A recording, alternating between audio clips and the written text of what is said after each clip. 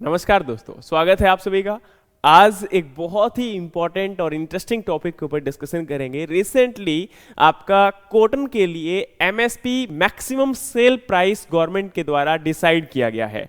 आप लोग जानते होंगे कि 2015 के बाद कॉटन के लिए कॉटन सीड प्राइस जो कंट्रोल ऑर्डर है 2015 का, उसके अकॉर्डिंग प्राइस को डिसाइड किया जाता है और ये मार्केट के अंदर जो है उसका जब प्राइस यानी कि मार्केट में जब उसको बेचा जाता है तो उसका मैक्सिमम सेल प्राइस के बिलो ही उसको बेचा जा सकता है, उसके ऊपर नहीं बेचा जा सकता। तो अभी बहुत सारे बच्चों के या बहुत सारे लोगों के माइंड में क्वेश्चन आ रहा होगा कि सर इससे पहले सीड एक्ट भी था और सीड कंट्रोल ऑर्डर 1983 भी था, फिर भी इसका जो प्राइस था वो डिसाइड क्यों नहीं किया जाता था। तो आपको बताना चाहूंगा कि एक्चुअली में जो जीएम क्रॉप यानी कि जो आपका बीटी कॉटन है, इसको एसेंशियल कमोडिटी में से उस टाइम पर बाहर रखा गया था और इसका प्राइस जो था वो गवर्नमेंट की तरफ से ना डिसाइड कर बल्कि जो कंपनी जिनको प्रोड्यूस करती थी उनके द्वारा डिसाइड किया जाता था। लेकिन 2015 के बाद इसका जो प्राइस है वो गवर्नमेंट के द्वारा डिसाइड किया जाने लगा और गवर्नमेंट उसके लिए प्राइस डिसाइड नहीं करती है बल्कि एक मैक्सिमम सेल प्राइस डिसाइड करती है।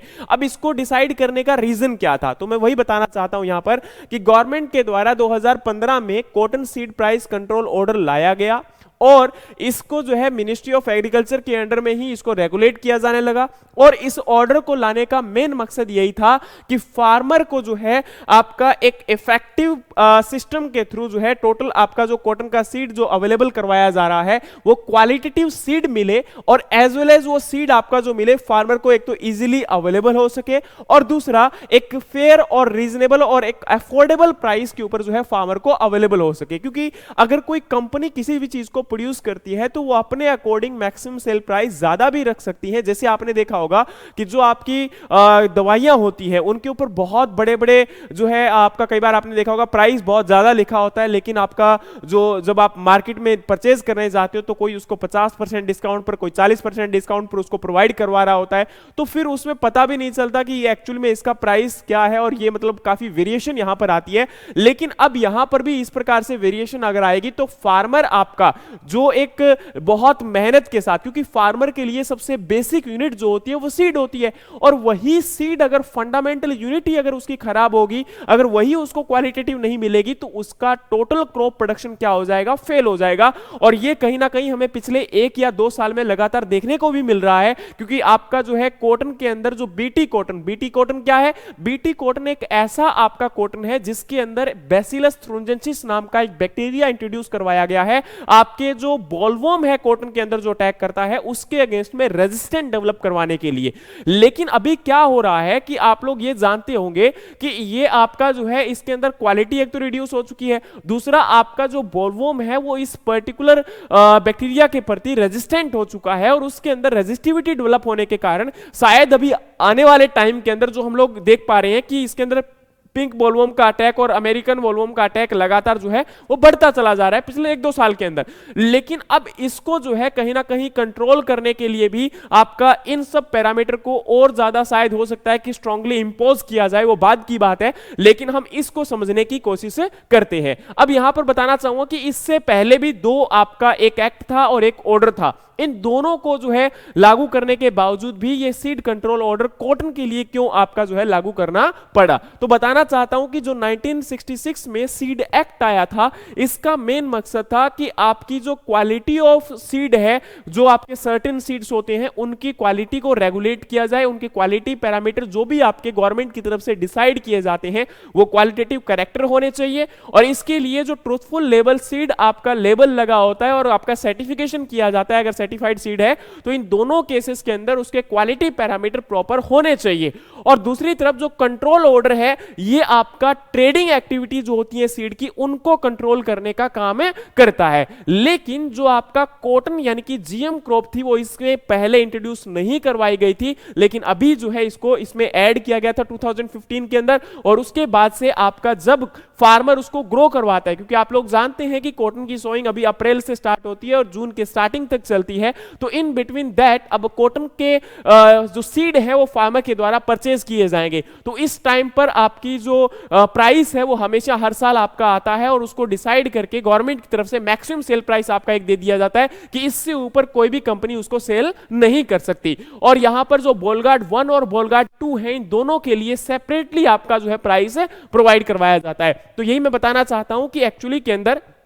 जो रिसेंट आपका यहां पर गवर्नमेंट के द्वारा 7 मार्च को जो है इसका प्राइस यहां पर डिसाइड किया गया, और ये आपका जो है बोलगार्ड 1 के लिए और बोलगार्ड 2 के लिए, बोलगार्ड 1 के लिए जो आपका प्राइस डिसाइड किया गया है मैक्सिमम सेल प्राइस वो आपका 635 रुपीज है, और आपका बोलगार्ड 2 के लिए 864 रुपीज है। और इसके अंदर जो बैसिलस थ्रूजेंसिस के वेरिएशन है, जो वर्जन है, वो आपका बोलगार्ड 1 और बोलगार्ड 2 है। तो यहां पर आप लोग जानते होंगे कि इसके अंदर केवल एक जीन अवेलेबल होता है, क्राई1 AC, और इसमें यहां पर क्राई1 AC के साथ साथ आपका जो है क्राई2 AB भी आपका प्रेजेंट होता है। और आज प्रेजेंट टाइम में इंडिया में जो मैक्सिमम सोइंग होती है वो बोलगार्ड 2 की होती है। और यहां पर यह भी बताना चाहूंगा कि आपका जो 475 ग्राम का जो कॉटन का बीज होता है, जो आपका पैकेट होता है, एक पैकेट उसका 475 ग्राम वेट होता है। तो ये जो प्राइस आपका है वो 1 किलोग्राम का नहीं है, वो आपका एक पैकेट का है, और ये पैकेट आपका जो वेट होता है इसका कितना होता है, 475 ग्राम होता है। और ये भी बताना चाहूंगा कि इस जो पैकेट है, पहले इसमें क्या होता था,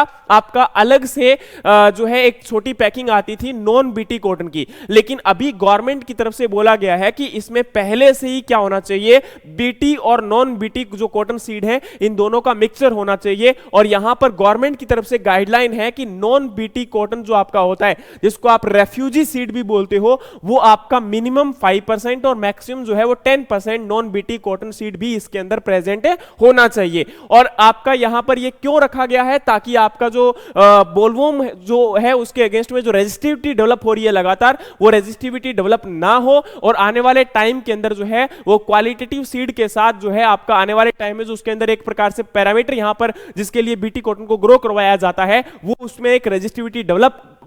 होती रहे, बनी रहे। लेकिन यहां पर पिछले 2 साल के अंदर अगर आप लोग एक चीज और देखोगे तो काफी हद तक जो कॉटन के सीड मार्केट के अंदर आए थे उनमें आपका नॉन बीटी ज्यादा होने के कारण देखा गया कि उसमें बहुत ज्यादा अटैक जो है वो बोलवॉर्म का हो रहा था। तो इसी को भी कंट्रोल करने की आवश्यकता है, लेकिन ये कब होगा, किस प्रकार से होगा, बाद की बात है। लेकिन इतना पता होना चाहिए कि ये जो है प्राइस आपका इस प्रकार से गवर्नमेंट की तरफ से डिसाइड किया जाता है।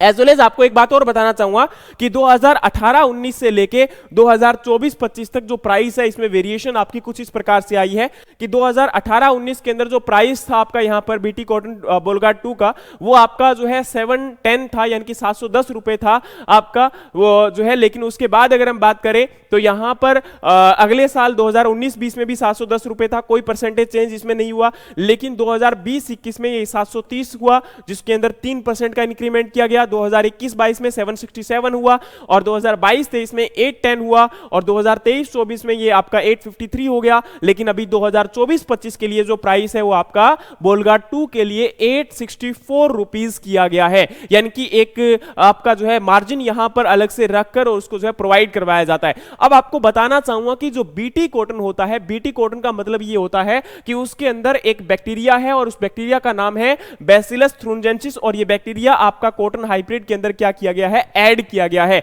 और इससे फायदा ये होता है कि ये आपका कॉटन बोलवॉर्म जो आपका होता है उसके अगेंस्ट में वर्क करता है। और यहां पर ये भी आपको समझ में आना चाहिए कि इसके अंदर 2 प्रकार के हैं, और एक आपका बोलगार्ड 1, एक आपका बोलगार्ड 2। इसमें आपका क्राई1 AC एक ही जीन होता है, लेकिन इसके अंदर 2 जीन होते हैं, एक क्राई1 AC और एक क्राई2 AB। ठीक है, तो यहां पर अभी प्रेजेंट टाइम में इंडिया में जो मैक्सिमम एरिया है वो बोलगार्ड 2 के अंडर में होता है। अब यहां पर क्या है कि जब आपका कोई भी प्राइस ये डिसाइड किया जाता है, जो मैक्सिमम सेल प्राइस इसके लिए जो डिसाइड किया गया है, इस प्राइस के अंदर सारी की सारी जो ट्रेडिंग फीस या फिर यहां पर